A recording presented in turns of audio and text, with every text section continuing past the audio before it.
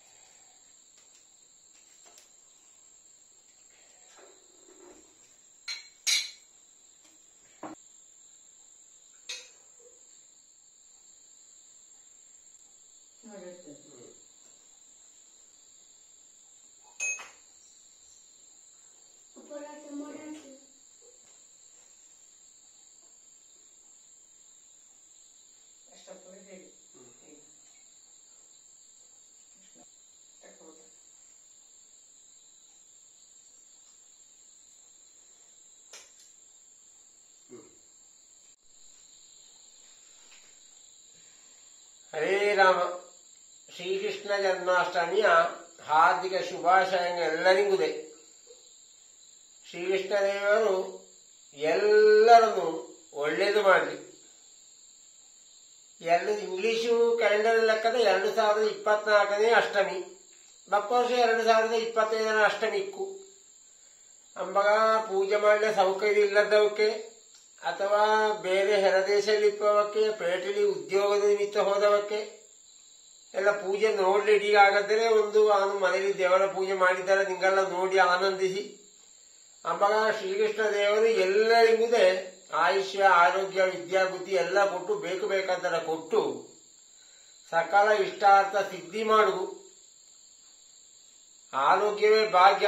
ಎಲ್ಲರಿಗೂ ಮೊದಲಾಗಿ ಒಳ್ಳೆ ಆರೋಗ್ಯ ಕೊಡ್ಲಿ, ಮತ್ತೆ ವಿದ್ಯಾ ಬುದ್ಧಿ ಎಲ್ಲ ಕೊಡ್ಲಿ.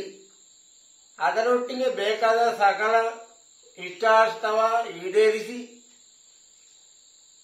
ಬೇಕಾದರೆಲ್ಲ ಕರುಣಿಸು.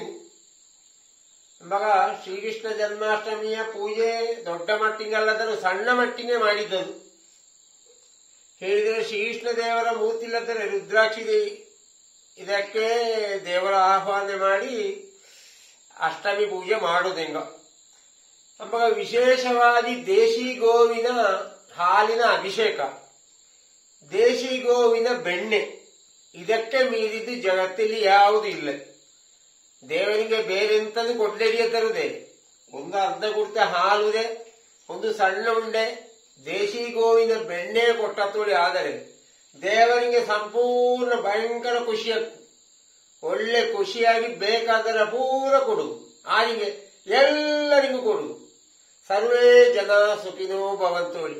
ಕಾಮ ಆಗದ. ಹರೇ ರಾಮ.